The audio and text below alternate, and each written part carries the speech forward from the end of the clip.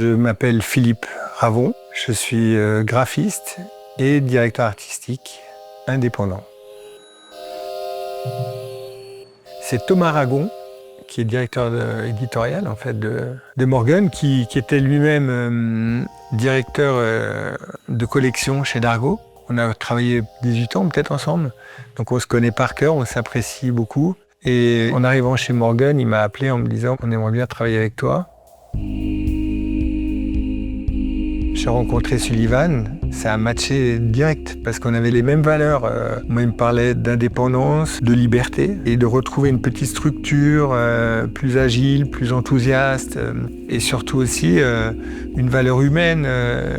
Les rapports humains doivent être au cœur de toute la création et donc tout de suite, ça a matché. Et ils m'ont dit, ben voilà, il va falloir créer notre logo. Et juste avant les vacances, ils m'ont appelé pour me dire, bon, ça y est, on a un nom, Morgan. Je dis, ah ok, super. Et donc pendant l'été, je n'ai pas vraiment travaillé dessus, mais je l'avais gardé un peu en tête. Et puis ma façon de travailler là-dessus, c'est toujours un peu la même. Je laisse vivre un peu tout ça. Je crobarde un peu, je regarde un peu comment ce groupe de lettres va s'assembler, comment les lettres, elles vivent entre elles. Il y a toujours un moment où je le fais avec un crayon et un papier, parce que l'ordinateur, c'est super, mais ça remplace pas la rapidité qu'il y a entre la tête et la main. C'est valable aussi pour les couvertures. On travaille en petit et qu'en petit, on a tout de suite les bonnes proportions, on va à l'essentiel. Après, on peut scanner, on peut agrandir et retravailler avec ces proportions-là, mais il y a quelque chose qui est immédiat, quoi, en fait. On voit tout de suite si ça fonctionne et on part pas dans les détails, quoi. Le point de départ, c'est vraiment d'écouter l'auteur ou l'autrice. Et que le maximum de personnes qui vont travailler sur le projet soient là à un moment donné où on parle vraiment de pourquoi tu as voulu faire cette histoire, qu'est-ce que c'est l'idée derrière et comment tu portes cette histoire depuis 3 ans ou 5 ans, comment tu l'as fabriquée, comment tu l'as dessinée, etc. Pour bien déjà cerner le projet et nous pouvoir après accompagner cet auteur ou autrice, mais en l'encadrant. C'est très très rare des auteurs qui savent mettre en page un album ou le mettre en forme. Et c'est là qu'on intervient. Et surtout, eux, ils sont pris dans leur création depuis tellement longtemps qu'ils n'ont plus de recul. Ce que j'aime faire, c'est vraiment avoir cette écoute. Je vais être beaucoup dans la discussion au départ. Et après, on va faire des propositions. Moi, c'est vraiment la couverture. C'est le point de départ de l'album, il ne faut pas qu'on la rate. Mais après, la couverture, c'est pas qu'un dessin, c'est aussi un logo, une typo, où on met les noms des auteurs, le logo de l'éditeur. Tout ça s'organise très bien, il y a un dos sur les bouquins. Il y a la quatrième, il y a la reliure, il y a l'objet, il y a les choix de papier, de format, de ces questions-là. Morgan, en fait, ça peut vouloir dire demain, ça peut vouloir dire bonjour aussi. Il y a un côté qui renaît, quelque chose qui est un peu nouveau, et c'est un matin, tous les jours ça recommence un peu.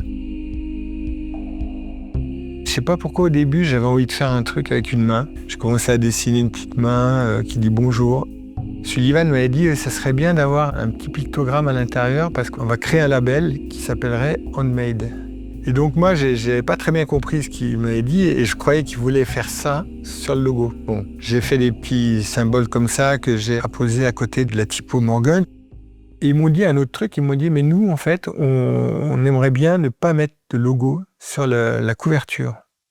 Là, on préfère laisser carrément libre cours à l'illustration, à l'artiste. On laisse la place à l'artiste. Donc on est parti là-dessus. Je me suis dit à ce moment-là, c'est le dos qui va être le plus important. Quand on va mettre tous les albums ensemble dans la bibliothèque, il faut que tout de suite on repère que c'est Morgan. J'ai fait une sorte de simulation et chaque fois il y a le petit logo Morgan, le petit cartouche qui est en bas.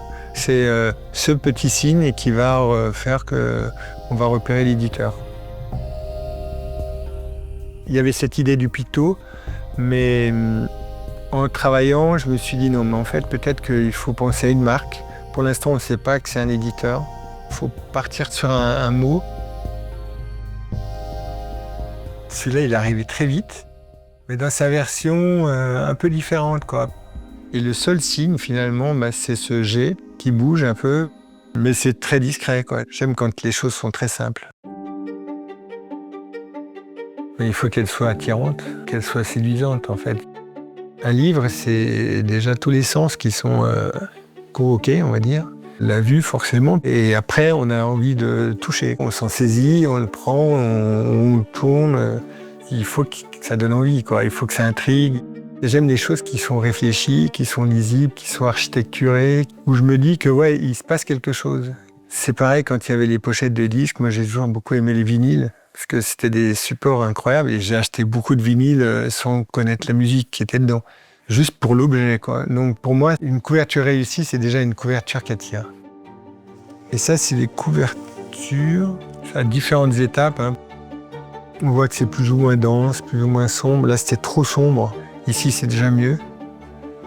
Parce que c'était très important que la magie qui se dégage de ce portrait, de ce visuel, que les yeux y ressortent beaucoup, que le petit garçon, là, son pull qu'il a sur les épaules, qui est en correspondance avec les yeux, sorte comme ça, c'est ce côté un peu divin.